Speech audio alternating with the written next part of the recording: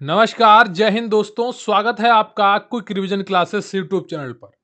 आज मुख्य सेविका भर्ती का जो ऑफिशियल सिलेबस है उसमें एक चैप्टर है संतुलित आहार भोजन का कैलोरी मान। तो इससे जुड़े जितने भी प्रश्न होंगे आज आप एमसीक्यू के द्वारा उन्हें कर रहे होंगे। तो इन प्रश्नों से आपकी तैयारी बहुत ही अच्छी हो जाएगी। अगर आप लगातार पढ़ते रहेंगे आप अपने लक्ष्य की तरफ बढ़ते रहेंगे। टारगेट आपको 70 प्लस लेकर चलना है, लेकिन तैयारी आपको 100% करनी है। तो प्रश्न यहीं से आएगा, पढ़ेंगे आप मेरे साथ तो आपको यकीन आएगा। तो चलिए बिना वक्त गवाए शुरू करते हैं आज का मॉक टेस्ट।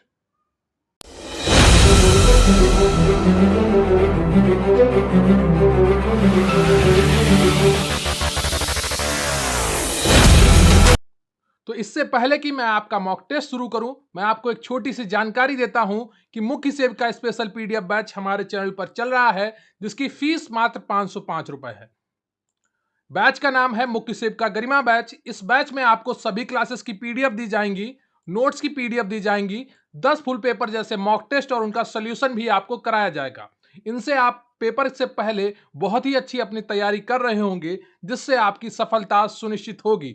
अगर आपने सपना देखा है मुख्य सेविका भर्ती में अपना स्थान पक्का करने का, अगर आपको अपनी मेहनत पर भरोसा है, अगर आपको अपने सपनों को सच करने का जज्बा है आप में, तो जरूर जुड़े मुख्य सेविका गरिमा बैच से। व्हाट्सएप नंबर है 94 533 66 279। इस पर व्हाट्सएप करें या टेलीग्राम पर क्यूआरसी हेल्प सर्च करें। इसका लिंक भी आपको डिस्क्रिप्शन बॉक्स में मिल जाएगा। इस बैच में आपको क्या क्या मिलेगा, 3 चरणों में आपकी पूरी तैयारी कराई जाएगी। एक बार आपको थ्योरी पढ़ाई जाएगी, फिर पूरा एमसीक्यू से आपका रिवीजन कराया जाएगा और फिर वन लाइनर से रिवीजन कराया जाएगा। तो हर चीज आपको प्लानिंग के साथ कराई जाएगी, जिससे आपकी सफलता सुनिश्चित हो सके। जिन्होंने 2-2 हजार रुपए में ऑनलाइन बैच लिए हैं वो सभी रो रहे हैं, उनकी क्लासेस लगातार नहीं चल रही हैं, उनका एक बार भी सिलेबस पूरा होने की उम्मीद नहीं है। लेकिन आपको गरिमा बैच में 3 बार सिलेबस पढ़ाया जाएगा। एक बार आपको पूरा क्लासेस की पीडीएफ और नोट्स थ्योरी के माध्यम से, फिर आपको पूरा एमसीक्यू के माध्यम से और फिर आपको वन लाइनर के माध्यम से। जब 3 बार आप पूरा सिलेबस देख चुके होंगे तो एक एक चीज आपके दिमाग में बैठ चुकी होगी और आपका सिलेक्शन हर हाल में पक्का होगा। तो अगर आपने सपना देखा है इस भर्ती में अपना स्थान पक्का करने का, तो मात्र 505 रुपए में जुड़े इस बैच से और अपनी जिंदगी का सफर तय करें, बहुत ही स्वाभिमान के साथ, बहुत ही सम्मान के साथ। तो जरूर जुड़िए मुख्य सेविका गरिमा बैच से, निश्चित रूप से आपका फायदा होगा। तो व्हाट्सएप नंबर 94 533 66 279, इस पर मैसेज करिए, वहां पर आपको पूरी जानकारी प्रोवाइड कर दी जाएगी। तो आज का आपका पहला प्रश्न है कि किसी व्यक्ति के संतुलित आहार में पोषक तत्वों की मात्रा निर्भर करती है। तो बताइए, किसी व्यक्ति के संतुलित आहार में पोषक तत्वों की मात्रा निर्भर करती है, किस पर निर्भर करती है? केवल आयु पर, या केवल लिंग पर, या आयु एवं लिंग दोनों पर, या आयु लिंग एवं शारीरिक आवश्यकता पर? बताइए, किसी व्यक्ति के संतुलित आहार में पोषक तत्वों की मात्रा निर्भर करती है। जब आप चैप्टर वाइज एमसीक्यू करेंगे तो आपको लगातार समझ में आएगा कि किस चैप्टर में किस तरह के एमसीक्यू बन सकते हैं आपकी परीक्षा में, जो संभावित प्रश्न हो सकते हैं। तो पहला प्रश्न है आपका, किसी व्यक्ति के संतुलित आहार में पोषक तत्वों की मात्रा निर्भर करती है। बताइए एबीसीडी में कौन सा ऑप्शन आपका सही हो जाएगा। तो पहले का जो सही ऑप्शन है आपका वो डी है। क्लियर है आपको? केवल आयु पर निर्भर नहीं करती है, केवल लिंग पर निर्भर नहीं करती है, और ना ही आयु एवं लिंग दोनों पर निर्भर करती है।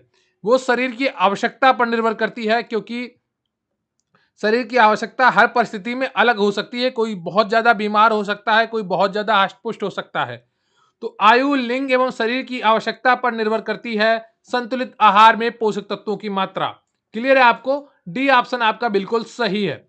अगला प्रश्न है आपका, निम्न में से कौन संतुलित आहार में होने वाला लाभ नहीं है? बताइए, निम्न से कौन संतुलित आहार से होने वाला लाभ नहीं है?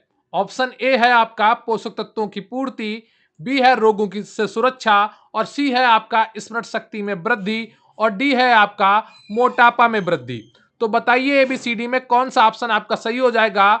निम्न में से कौन संतुलित आहार से होने वाला लाभ नहीं है? और प्लीज वीडियो को लाइक कर लीजिएगा, चैनल को सब्सक्राइब कर लीजिएगा। तो बताइए कौन सा ऑप्शन आपका सही हो जाएगा?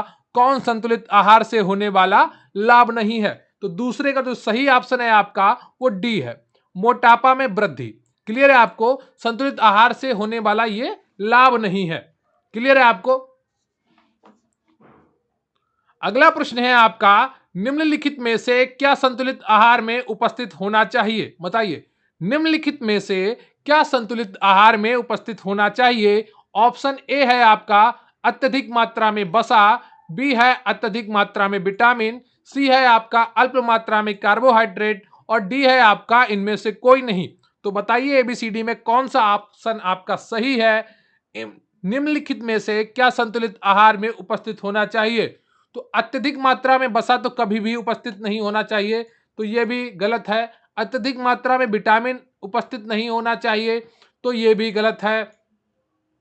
अल्प मात्रा में कार्बोहाइड्रेट, यह भी गलत है। तो ऑप्शन डी इसका सही हो जाएगा, तीसरे का इनमें से कोई नहीं। क्लियर है आपको? डी ऑप्शन आपका बिल्कुल सही है। अगला प्रश्न है आपका, भोजन से प्राप्त होने वाली कुल ऊर्जा का कितना प्रतिशत भाग हमें प्रोटीन से प्राप्त करना चाहिए? बताइए, भोजन से प्राप्त होने वाली ऊर्जा का कुल ऊर्जा का कितना प्रतिशत भाग हमें प्रोटीन से प्राप्त करना चाहिए? ऑप्शन ए है आपका 40 से 50%, बी है आपका 10 से 15% और सी है आपका 30 से 40% और डी है आपका 60 से 70%। तो बताइए एबीसीडी में कौन सा ऑप्शन आपका सही हो जाएगा?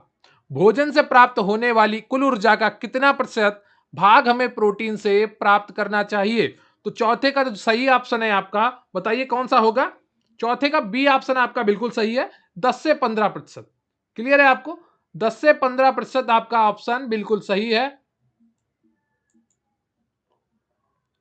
अगला प्रश्न है आपका, हमारे भोजन से प्राप्त होने वाली कुल ऊर्जा का कितना प्रतिशत भाग हमें वसा से प्राप्त करना चाहिए? बताइए, हमारे भोजन से प्राप्त होने वाली कुल ऊर्जा का कितना प्रतिशत भाग हमें वसा से प्राप्त करना चाहिए? ऑप्शन ए है आपका 50 से 60%, बी है 10 से 15% और सी है आपका 20 से 30% और डी है इनमें से कोई नहीं। बताइए, हमारे भोजन से प्राप्त होने वाली कुल ऊर्जा का कितना प्रतिशत भाग हमें वसा से प्राप्त करना चाहिए? ठीक इसी तरीके के प्रश्न आपको परीक्षा में देखने को मिलेंगे, तो हर एक प्रश्न आपके लिए महत्वपूर्ण है। बताइए इसका उत्तर कौन सा हो जाएगा? पांचवें का कौन सा ऑप्शन आपका सही है? जल्दी से बताइए। तो पांचवें का सी ऑप्शन आपका बिल्कुल सही है, 20 से 30% की ऊर्जा हमें वसा से लेनी चाहिए। ठीक है, तो सी ऑप्शन आपका बिल्कुल सही है। अगला प्रश्न है आपका छठा, संतुलित आहार से प्राप्त होने वाली कुल ऊर्जा का कितना प्रतिशत भाग हमें कार्बोहाइड्रेट से प्राप्त करना चाहिए? बताइए, संतुलित आहार से प्राप्त होने वाली कुल ऊर्जा का कितना प्रतिशत भाग हमें कार्बोहाइड्रेट से प्राप्त करना चाहिए? ऑप्शन ए है आपका 20 से 30%, बी है आपका 30 से 40% और सी है आपका 50 से 60% और डी है आपका 10 से 15%। तो बताइए एबीसीडी में कौन सा ऑप्शन आपका सही हो जाएगा?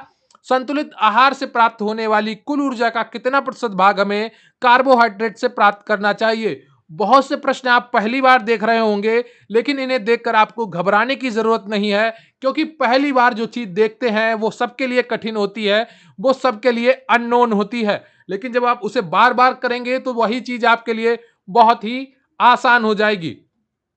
बताइए छठे का कौन सा ऑप्शन आपका बिल्कुल सही हो जाएगा? तो छठे का सी ऑप्शन आपका बिल्कुल सही है, 50 से 60%। क्लियर है आपको? 50 से 60% बिल्कुल सही ऑप्शन है। अगला प्रश्न है आपका, निम्नलिखित में से कौन बृहत पोषक तत्व नहीं है? बताइए, निम्नलिखित में से कौन बृहत पोषक तत्व नहीं है? ए कार्बोहाइड्रेट, बी प्रोटीन, सी वसा, डी विटामिन। तो एबीसीडी में कौन सा ऑप्शन आपका सही हो जाएगा?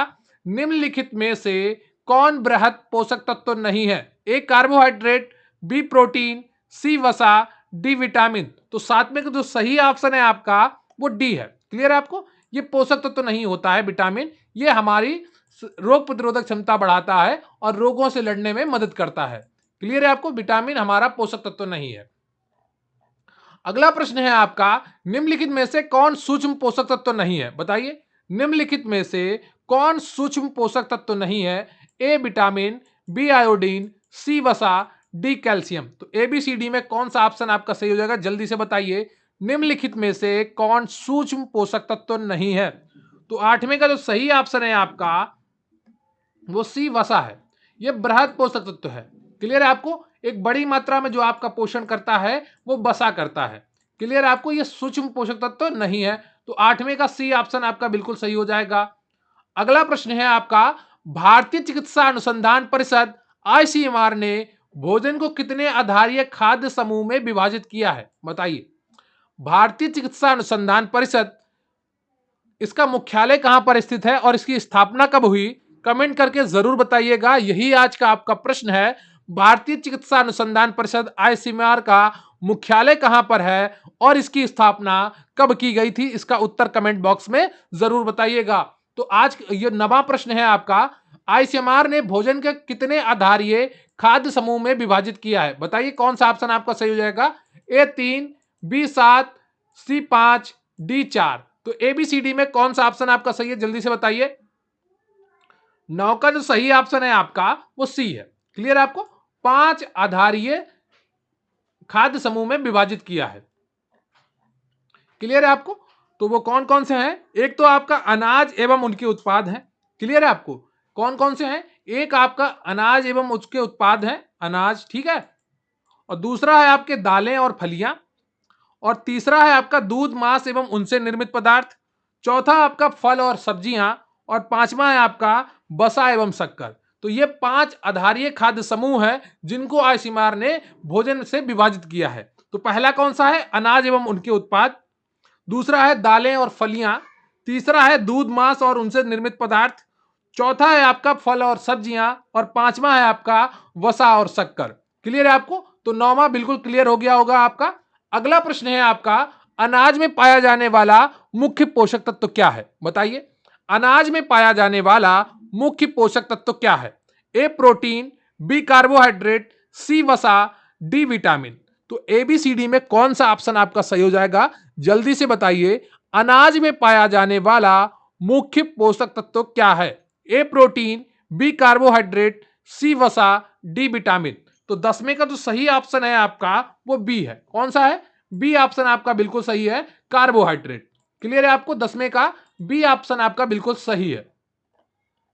अगला प्रश्न है आपका, दालों में कौन सा मुख्य पोषक तत्व पाया जाता है? बताइए। दालों में कौन सा मुख्य पोषक तत्व पाया जाता है? ए वसा, बी प्रोटीन, सी कार्बोहाइड्रेट, डी खनिज लवण। तो एबीसीडी में कौन सा ऑप्शन आपका सही हो जाएगा? दालों में कौन सा मुख्य पोषक तत्व पाया जाता है? बताइए। ए वसा, बी प्रोटीन, सी कार्बोहाइड्रेट, डी खनिज लवण। तो 11वें का कौन सा ऑप्शन आपका सही हो जाएगा? 11वें का बी ऑप्शन आपका बिल्कुल सही हो जाएगा। क्लियर है आपको? प्रोटीन। बी ऑप्शन आपका बिल्कुल सही हो जाएगा, प्रोटीन। क्लियर है आपको? अगला प्रश्न है आपका, चीनी एवं गुड़ में पाया जाने वाला मुख्य पोषक तत्व क्या है? ए कार्बोहाइड्रेट, बी वसा, सी प्रोटीन, डी विटामिन। बताइए, चीनी एवं गुड़ में पाया जाने वाला मुख्य पोषक तत्व क्या है? ए कार्बोहाइड्रेट, बी वसा, सी प्रोटीन, डी विटामिन। तो एबीसीडी में कौन सा ऑप्शन आपका सही हो जाएगा? बहुत ही आसान है इसका उत्तर, और आपने कई बार इसको किया भी होगा संभवतः। तो बताइए कौन सा ऑप्शन आपका सही हो जाएगा। देखिए, लगातार जुड़े रहना पढ़ाई के साथ बहुत जरूरी है। अगर आप बीच में तोड़ देंगे, अभी सीटेट का फॉर्म आया तो आप लोग सोचेंगे कि सीटेट की तैयारी करने लगे। सीटेट आपको नौकरी नहीं देगी, नौकरी ये मुख्य सेविका की भर्ती देगी। तो आप तय करिए आपकी प्रायोरिटी क्या है, एक सर्टिफिकेट पाना या एक नौकरी पाना। क्लियर है आपको? ये आपको डिसाइड करना है, क्या आप में काबिलियत है मुख्य सेविका भर्ती में सिलेक्शन पाने की। अगर है तो फिर क्या दिक्कत है, तैयारी करिए मुख्य सेविका की। सीटेट के चक्कर में क्यों पड़े हैं? उसका भी फॉर्म भरिए, उसकी भी क्लास अटेंड करिए। जब एग्जाम आएगा तो तैयारी शुरू कर दीजिएगा। क्लियर है आपको? तो इसका सिलेबस तो तैयार करिए कम से कम। सिर्फ आपको 3 घंटे देने हैं मुख्य सेविका के सिलेबस को, आपका पूरा सिलेबस कंप्लीट हो जाएगा एग्जाम तक। 3 घंटे से ज्यादा आपको नहीं देना है। बाकी आपके पास 21 घंटे बचते हैं, चाहे जो मन हो वो करिए। तो प्रश्न है आपका, चीनी एवं गुड़ में पाया जाने वाला मुख्य पोषक तत्व क्या है? ए कार्बोहाइड्रेट, बी वसा, सी प्रोटीन, डी विटामिन। तो एबीसीडी में कौन सा ऑप्शन आपका सही हो जाएगा 12वें का? तो 12वें का जो सही ऑप्शन है आपका वो ए है, कार्बोहाइड्रेट। ठीक है, चीनी में सबसे ज्यादा क्या होता है? कार्बोहाइड्रेट होता है। चीनी एवं गुड़ में मुख्यतः कार्बोहाइड्रेट पाया जाता है। चीनी में लगभग 100% कार्बोहाइड्रेट पाया जाता है। क्लियर है आपको? अगला प्रश्न है आपका, फूड गाइड पिरामिड क्या प्रदर्शित करते हैं? तो बहुत ही आसान है इसका उत्तर, बताइए कौन सा ऑप्शन आपका सही हो जाएगा। और अगर आपने अभी तक वीडियो को लाइक नहीं किया है तो प्लीज वीडियो को लाइक कर लीजिए, चैनल को सब्सक्राइब कर लीजिए और कमेंट करके जरूर बताइएगा कि आपको आज का क्लास कैसी लगी, आज का वीडियो कैसा लगा। मुझे आपके कमेंट्स का इंतजार रहेगा। तो प्रश्न है, फूड गाइड पिरामिड का क्या प्रदर्शित करता है? घर में उपलब्ध कुल भोजन, या प्रतिदिन खाए जाने वाले अलग अलग खाद्य पदार्थों की मात्रा, या कच्चा भोजन, या रसोई में उपलब्ध भोजन। बताइए फूड गाइड पिरामिड क्या प्रदर्शित करता है? बताइए क्या प्रदर्शित करता है? तो इसका सही उत्तर है आपका 13वें का बी ऑप्शन। क्लियर आपको? बी ऑप्शन बिल्कुल सही है। प्रतिदिन खाए जाने वाले अलग अलग खाद्य पदार्थों की मात्रा कौन प्रदर्शित करता है? Food guide pyramid pyramid. Clear है आपको? तो बी ऑप्शन आपका बिल्कुल सही हो जाता है। अगला क्वेश्चन है आपका 14वां, 1 ग्राम वसा के मुख्य ऑक्सीकरण में लगभग कितनी ऊर्जा मुक्त होती है? बताइए 1 ग्राम वसा के पूर्ण ऑक्सीकरण से लगभग कितनी ऊर्जा मुक्त होती है? ऑप्शन ए है आपका 4 कैलोरी, बी है आपका 7 किलो कैलोरी, सी है आपका 12 किलो कैलोरी और डी है आपका 9 किलो कैलोरी। तो एबीसीडी में कौन सा ऑप्शन आपका सही हो जाएगा? 1 ग्राम वसा के पूर्ण ऑक्सीकरण से लगभग कितनी ऊर्जा मुक्त होती है? बताइए। तो 14वें का जो सही ऑप्शन है आपका वो कौन सा है? जल्दी से बताइए। 14वें का जो सही ऑप्शन है आपका, कई बार आपको यह प्रश्न कराया गया है, डी ऑप्शन। क्लियर है आपको? दशमलव वाला हम लोग छोड़ देते हैं गणना की सुविधा के लिए। तो 9 किलो कैलोरी होगा। क्लियर है आपको? अगला प्रश्न है आपका, निम्नलिखित में से किसके 1 ग्राम मात्रा के ऑक्सीकरण से अधिकतम ऊर्जा प्राप्त होती है? बताइए निम्नलिखित में से किसके 1 ग्राम मात्रा के ऑक्सीकरण से अधिकतम ऊर्जा प्राप्त होती है? तो यह प्रश्न पढ़ना बहुत ही जरूरी है कि आप बहुत ध्यान से पूरा प्रश्न पढ़ें। अधूरा प्रश्न आपके सही प्रश्न भी गलत करवा देता है। ठीक है? तो ए ऑप्शन में वसा है, बी में कार्बोहाइड्रेट है, सी में प्रोटीन है और डी में आपका विटामिन है। तो बताइए निम्नलिखित में से किसके 1 ग्राम मात्रा के ऑक्सीकरण से अधिकतम ऊर्जा प्राप्त होती है? तो 15वें का जो सही ऑप्शन है आपका वो ए है, वसा। क्लियर है आपको? वसा से हमें कितनी ऊर्जा प्राप्त होती है? 9 किलो कैलोरी। क्लियर है आपको? और प्रोटीन और जो कार्बोहाइड्रेट है इससे लगभग 1-1 किलो कैलोरी ऊर्जा प्राप्त होती है और विटामिन से हमें ऊर्जा नहीं प्राप्त होती है। ठीक है? और जो कार्बोहाइड्रेट और प्रोटीन है आपका, इससे 4 किलो कैलोरी। ठीक है? तो लगभग समान ऊर्जा प्राप्त होती है। अगला प्रश्न है आपका, खाद्य पदार्थों में उपस्थित ऊर्जा के मापने हेतु किस यंत्र का प्रयोग किया जाता है? बताइए खाद्य पदार्थों में उपस्थित ऊर्जा के मापन हेतु किस यंत्र का प्रयोग किया जाता है? A ammeter, B LCR meter, C bomb kilo calorie meter, D आपका मल्टीमीटर। तो एबीसीडी में कौन सा ऑप्शन आपका सही हो जाएगा? खाद्य पदार्थों में उपस्थित ऊर्जा के मापन हेतु किस यंत्र का प्रयोग किया जाता है? बताइए ए ammeter, B LCR meter, C bomb calorie meter, D आपका मल्टीमीटर। तो 16वें का कौन सा ऑप्शन आपका सही हो जाएगा? 16वें का सी ऑप्शन आपका बिल्कुल सही हो जाएगा, बॉम्ब कैलोरी मीटर। क्लियर है आपको? सी ऑप्शन आपका बिल्कुल सही है। अगला प्रश्न है आपका, 1 ग्राम अल्कोहल से कितनी ऊर्जा प्राप्त होती है? बताइए 10 किलो कैलोरी, या 7 किलो कैलोरी, या 9 किलो कैलोरी, या 4 किलो कैलोरी। आप लोग भी सोच रहे होंगे अल्कोहल की बात करने लगे हैं। तो प्रश्न है आपका, आ सकता है। बताइए 1 ग्राम अल्कोहल से कितनी ऊर्जा प्राप्त होती है? 17 का बी ऑप्शन आपका बिल्कुल सही है, 7 किलो कैलोरी ऊर्जा आपको मिल सकती है। क्लियर है आपको? तो अल्कोहल एक सेवन स्वास्थ्य के लिए हानिकारक होता है, यह सदैव ध्यान रखिएगा। क्लियर है आपको? अगला प्रश्न है आपका, जल की 1 ग्राम मात्रा से हमें कितनी ऊर्जा प्राप्त होती है? इसका उत्तर आप में से हर किसी को सही देना चाहिए। अगर कोई गलत दे रहा है इसका उत्तर, इसका मतलब उसने अभी तक किताबें उठा के देखी नहीं है सही से। बताइए जल की 1 ग्राम मात्रा से हमें कितनी ऊर्जा प्राप्त होती है? ऑप्शन ए है आपका 15 किलो कैलोरी, बी है 3 किलो कैलोरी और सी है आपका 0 किलो कैलोरी और डी है आपका 9 किलो कैलोरी। तो एबीसीडी में कौन सा ऑप्शन आपका सही हो जाएगा? जल की 1 ग्राम मात्रा से हमें कितनी ऊर्जा प्राप्त होती है? तो 18वें का जो सही ऑप्शन है आपका वो सी है। क्लियर है आपको? 0 किलो कैलोरी ऊर्जा प्राप्त होती है। क्लियर है आपको कितनी? 0। क्लियर है आपको? तो जल, विटामिन एवं खनिज लवण से हमें कोई ऊर्जा प्राप्त नहीं होती है। क्लियर है आपको? अगला प्रश्न है आपका 19, निम्नलिखित में से हमारे भोजन में किसकी मात्रा सबसे अधिक होनी चाहिए? फल एवं सब्जियों की, दूध एवं मांस की, दाल की या अनाज एवं उनके उत्पाद की? बताइए एबीसीडी में कौन सा ऑप्शन आपका सही हो जाएगा? निम्नलिखित में से हमारे भोजन में किसकी मात्रा सबसे अधिक होनी चाहिए? फल एवं सब्जियों की, दूध एवं मांस की, दाल की या अनाज एवं उनके उत्पाद की? तो बताइए कौन सा ऑप्शन आपका सही हो जाएगा? निम्नलिखित में से हमारे भोजन में किसकी मात्रा सबसे अधिक होनी चाहिए? तो 19 का जो सही ऑप्शन है आपका वो कौन सा हो जाएगा? D option. क्लियर है आपको? अनाज एवं उनके उत्पाद की। क्लियर है आपको? डी ऑप्शन आपका बिल्कुल सही है। अगला प्रश्न है आपका, निम्नलिखित में से हमारे भोजन में किसकी मात्रा सबसे कम होनी चाहिए? तो बहुत ही आसान प्रश्न है आपके लिए, जल्दी से बता दीजिए। ए ऑप्शन है आपका दूध एवं मांस, बी है दाल, सी है बसा, डी फल एवं सब्जियां। तो निम्नलिखित में से हमारे भोजन में किसकी मात्रा सबसे कम होनी चाहिए? जल्दी से बताइए।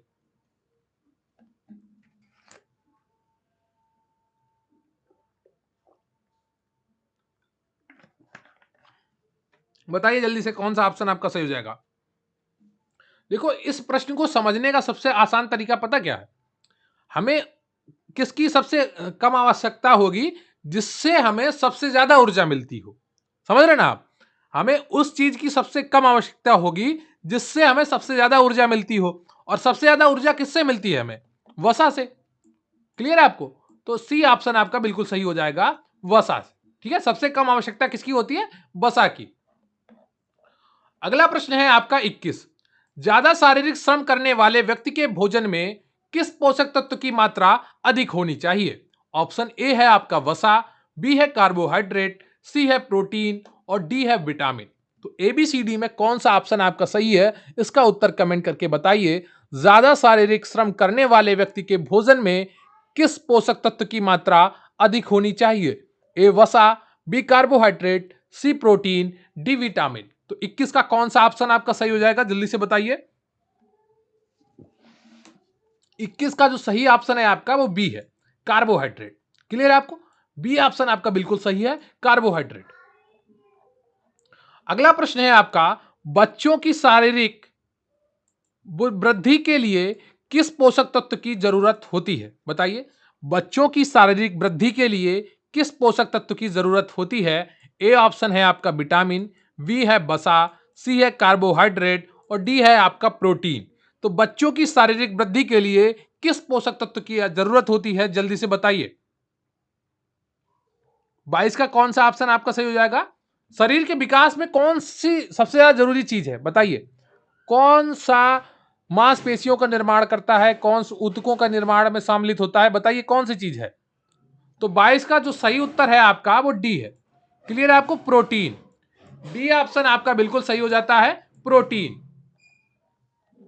अगला प्रश्न है आपका, प्रायः बालिकाओं एवं विवाहित महिलाओं में किस पोषक तत्व की कमी हो जाती है? बताइए। प्रायः बालिकाओं एवं विवाहित महिलाओं में किस पोषक तत्व की कमी हो जाती है? ए आयोडीन, बी बसा, सी विटामिन, डी लौह। तो एबीसीडी में कौन सा ऑप्शन आपका सही हो जाएगा? प्रायः बालिकाओं एवं विवाहित महिलाओं में किस पोषक तत्व की कमी हो जाती है? तो 23 का जो सही ऑप्शन है आपका वो डी है। क्या है? डी ऑप्शन आपका बिल्कुल सही है, लौह। क्लियर है आपको? डी ऑप्शन आपका बिल्कुल सही है। अगला प्रश्न है आपका 24, एक सामान्य व्यक्ति को प्रतिदिन कितनी मात्रा में जल पीना चाहिए? बताइए। 1 से 2 गिलास या 2 से 3 गिलास या 4 से 5 गिलास या 8 से 10 गिलास? एक सामान्य व्यक्ति को प्रतिदिन कितनी मात्रा में जल पीना चाहिए? बताइए जल्दी से। बताइए। तो 24 का सही ऑप्शन है आपका वो डी है, 8 से 10 गिलास। क्लियर है आपको? डी ऑप्शन आपका बिल्कुल सही है। हमारे शरीर के कुल भार का लगभग 70% भाग किससे बना हुआ है? जल से निर्मित है। यह भोजन को तोड़ने एवं भोजन रासायनिक पदार्थों और गैसों के परिवहन के लिए आवश्यक तत्व है। हमें प्रतिदिन 8 से 10 गिलास जल पीना चाहिए। अगर एक गिलास में आप 300 ml माने, ठीक है, तो 10 तियां होता है 3000, ठीक है। तो हो जाएगा आपका 300 गुणा 10 करेंगे जब 300 ml, और 1 ml में, 1 लीटर में कितने ml होते हैं? 1000। तो हो जाएगा आपका 3000 ये। तो कितना कम से कम आपको 3 लीटर पानी डेली पीना चाहिए। कितना पानी कम से कम पीना चाहिए? 3 लीटर पानी डेली पीना चाहिए, और इससे ऊपर आप जितना पी पाए वो आपके स्वास्थ्य के लिए लाभदायक होता है। क्लियर है आपको? तो एक एक चीज आपको समझते रहना चाहिए और बिल्कुल अपनी पढ़ाई पे फोकस रखना चाहिए। अगला प्रश्न है आपका कि फाइबर युक्त आहार मुख्यतः सहायक होता है। बताइए, फाइबर युक्त आहार मुख्यतः किस चीज में सहायक होता है? उसका उत्तर बताइए कौन सा होगा। ऑप्शन ए है आपका पाचन में, बी है श्वसन में, सी है रक्त निर्माण में, डी है रोगों के प्रतिरक्षा में। तो फाइबर युक्त आहार मुख्यतः सहायक होता है किसमें? बताइए जल्दी से। तो 25 का जो सही ऑप्शन है आपका वो है ए, पाचन में। ठीक है, जो फाइबर युक्त जो रेशे वाला भोजन होता है, जैसे आपका तरोई हो गई, भिंडी हो गई, ये सब क्या है? रेशे वाले भोजन है। और भी चीजें हैं, और जो हरी सब्जियां हैं वो भी हैं आपकी। क्लियर है आपको?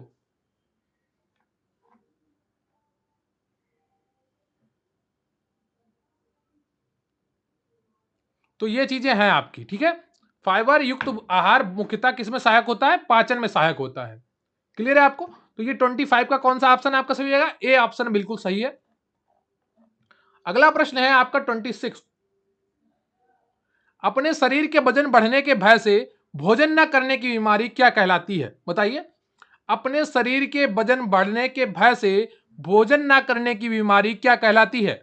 ऑप्शन ए है आपका बुलिमिया नर्वोसा, बी है आपका एनोरेक्सिया नर्वोसा, सी है आपका बिंज ईटिंग, और डी है आपका इनमें से कोई नहीं। तो बताइए, अपने शरीर के वजन बढ़ने के भय से भोजन न करने की बीमारी क्या कहलाती है?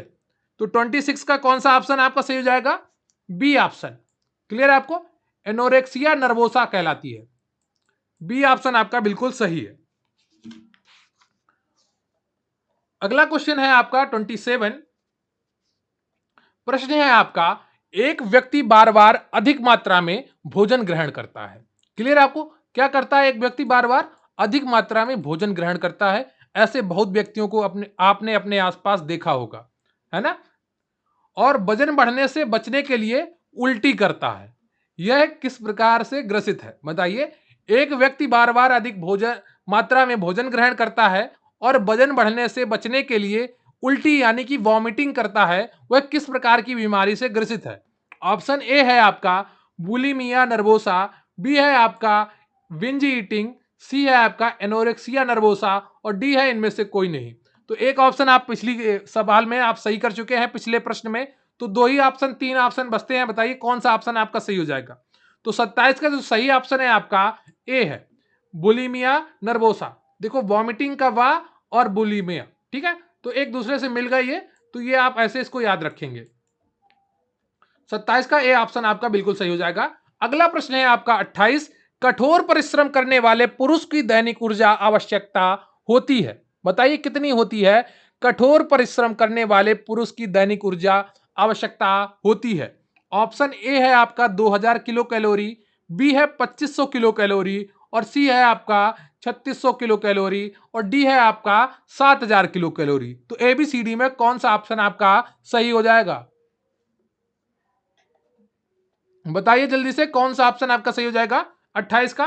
तो 28 का जो सही ऑप्शन है आपका वो सी है, 3600 किलो कैलोरी। क्लियर है आपको? सी ऑप्शन आपका बिल्कुल सही है। अगला प्रश्न है आपका 29। एक साधारण कार्य करने वाली महिला की दैनिक ऊर्जा आवश्यकता होती है। बताइए, बहुत ही आसान है इसका उत्तर, आपको कई बार कराया गया है। ऑप्शन ए है आपका 1900 किलो कैलोरी, बी है 2225 किलो कैलोरी, सी है आपका 2600 किलो कैलोरी, और डी है आपका 3600 किलो कैलोरी। अगर आपने अभी तक वीडियो को लाइक नहीं किया है, प्लीज वीडियो को लाइक कर लीजिएगा और चैनल को सब्सक्राइब कर लीजिएगा। अगर आप गरिमा बैच से जुड़ना चाहते हैं तो व्हाट्सएप नंबर 94 533 66 पर मैसेज करके जानकारी ले सकते हैं। तो एक साधारण कार्य करने वाली महिला की दैनिक ऊर्जा आवश्यकता होती है, बताइए कितनी होती है? एबीसीडी में कौन सा ऑप्शन आपका सही हो जाएगा? तो 29 का जो सही ऑप्शन है आपका वो ए है। 1900 किलो कैलोरी होती है। क्लियर है आपको? 1900 किलो कैलोरी होती है। अगला प्रश्न है आपका, निम्न में से कौन अतिपोषण से होने वाला रोग नहीं है? बताइए, निम्न में से कौन सा ऐसा रोग है जो अतिपोषण से होने वाला रोग नहीं है? ऑप्शन ए है आपका मोटापा, बी है आपका उच्च रक्तचाप, सी है आपका हृदय रोग और डी है आपका स्कर्वी। तो एबीसीडी में कौन सा ऑप्शन आपका सही हो जाएगा? निम्न में से कौन अतिपोषण से होने वाला रोग नहीं है? जल्दी से बताइए कौन सा ऑप्शन आपका सही हो जाएगा? बताइए 30 का कौन सा ऑप्शन आपका सही हो जाएगा? 30 का जो सही ऑप्शन है आपका वो डी है, स्कर्वी। ठीक है, मोटापा आपका अतिपोषण से होता है, उच्च रक्तचाप आपका अतिपोषण से हो सकता है, हृदय रोग भी आपके अतिपोषण से हो सकते हैं, पर स्कर्वी आपके विटामिन की कमी से होता है। ठीक है, कौन सी विटामिन की कमी से होता है, इसका उत्तर आप कमेंट बॉक्स में जरूर लिखिएगा कि स्कर्वी रोग कौन से विटामिन की कमी से होता है। तो ये रहा आपका पूरा मॉक टेस्ट, जिसमें आपने कुल 30 प्रश्न किए जो आपके टॉपिक संतुलित आहार और भोजन का कैलोरी मान से जुड़े हुए थे। तो प्रश्न यहीं से आएगा, पढ़ते रहेंगे आप मेरे साथ तो आपको यकीन आएगा। ये कुछ महत्वपूर्ण इंपॉर्टेंट एमसीक्यू थे जिन्हें आज की क्लास में आपने देखा।